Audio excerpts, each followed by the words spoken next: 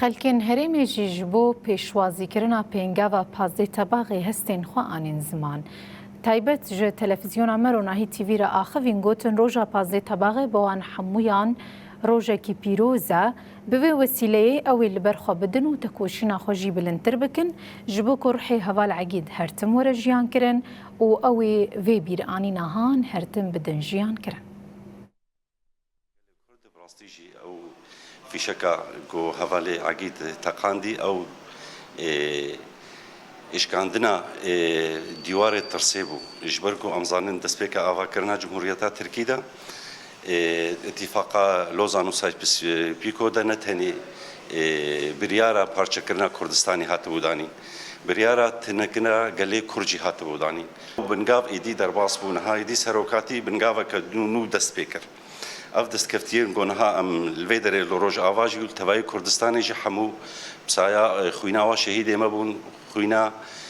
بنگاوا پازده تباغی بون ایدین هم درباسی قناق کدی بون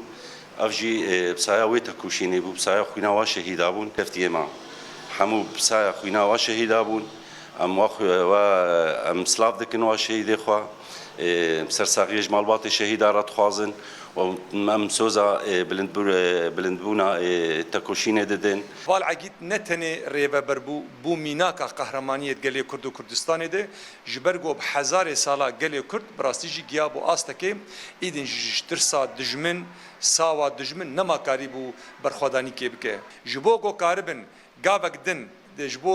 وی برخوادانی هم پیش بخن هم ترسیخ بکن دنابا گلی کردیم